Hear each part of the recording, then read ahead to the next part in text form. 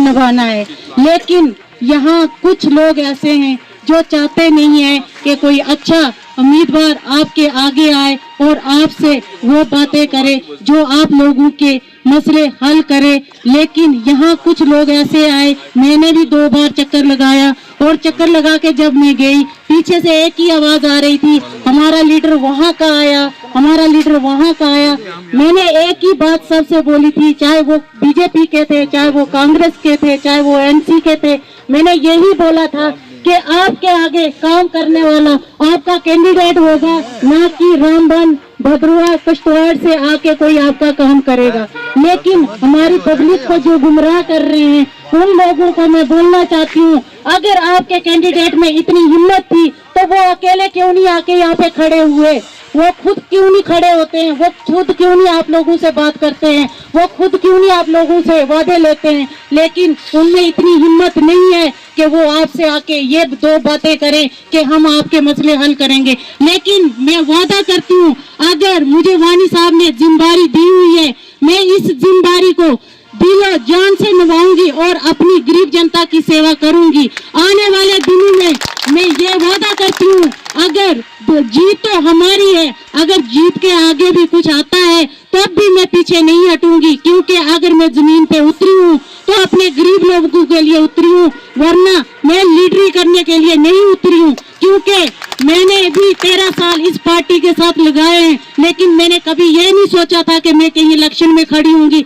हम जो सेवा करते थे, हम घर बैठ के भी लोगों की सेवा करते थे, मगर आज ऐसा दौर आ गया कि इन लोगों ने हमें मजबूर किया कि हमें आगे निकलना पड़ा और आप लोगों की सेवा करने का मौका ढूंढ रहे हैं, क्योंकि आप लोगों को बड़ा भटकाया हुआ है। कहीं भी चला जाओ, किसी पंचायत में, किसी वार्ड में, किसी भी जगह आप चला जाओ, लोगों की एक ही आवाज होती है, वो बड़ी बातें तो कुछ नहीं मांगते, खाली बोलते हैं हमारे राशन कार्ड देखो मैडम जी, हमारे जॉब कार्ड देखो, हमारी पेंशनें देखो, हमारा पढ़ाई का मसले में देखो, हमारे बच्चों की पढ़ाई खज्जल हो रही है, यहाँ पे टीचर नहीं है, यहाँ पे कोई डॉक्टर नहीं, हेल्थ पे चला जाओ, कोई डिस्पेंसरियां जो दी हुई है, कोई जो मुलाजिम है वो अपने घर में बैठा है और डिस्पेंसरियों पे ताले लगे हुए हैं। क्यों ये सब क्यों हो रहा है? हम लोगों की वजह से, क्योंकि हमने वोट उन लोगों को दिए थे जिन्होंने झूठे वादे किए और हम लोगों को गुमराह किया और अपना वोट हड़प के वो हमें अपनी शक्ल दिखाने से भी दूर हो गए।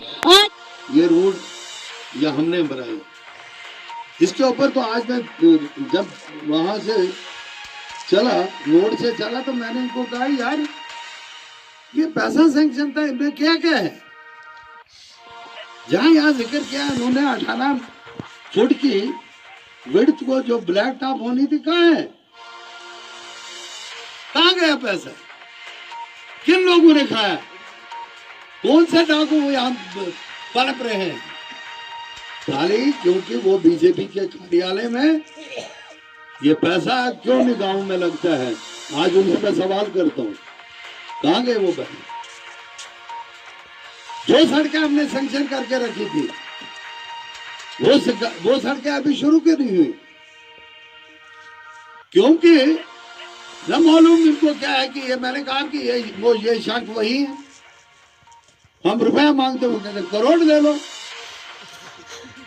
मगर है कहीं नहीं।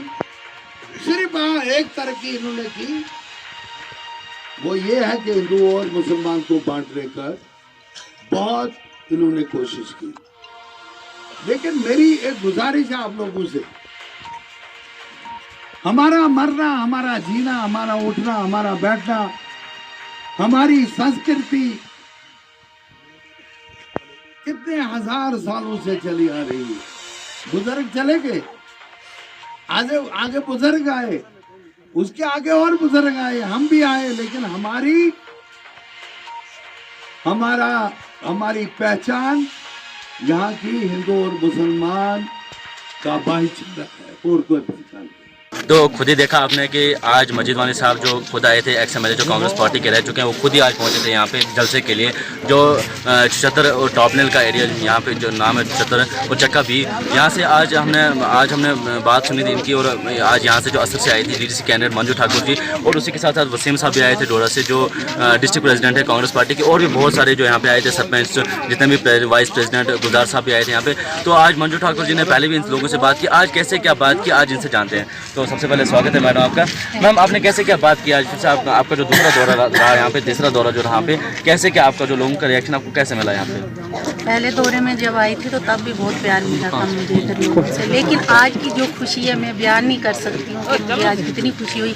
और ख़ास करके जो हमारे डिस्ट्रिक्ट प्रेसिडेंट जेदवानी साहब आए तो उनकी वजह से ज़्यादा लोगों के चेहरे पे मुस्कुराहट थी, क्योंकि जब मैं फर्स्ट टाइम आई थी तो उन्होंने बोला था कि मैडम जी आप तो आए हो, आप तो हमारी पार्टी को, लेकिन एक बार वानी साहब को भी लाओ हमारे इलाके में। तो मैंने बोला था कि मैं इलेक्शन तो मैं लड़ रही, वानी साहब नहीं, हमें उनको देखना है कि वानी साहब कब आएंगे यहाँ पे। तो मैंने थोड़ी सी रिक्वेस्ट की थी सर से कि एक बार आप हमारे सराज इलाके का दौरा लगाओ तो देखो। तो मैं शुक्रिया अदा करना चाहती हूँ वानी साहब का, हमारी जनता का, जिन्होंने इतना प्यार दिया और आगे भी देती रहेगी। मेरी तो यही कोशिश रहेगी कि मैं अपनी जनता के साथ चलूं और जो भी इनके मसले हैं उनको हल करूं।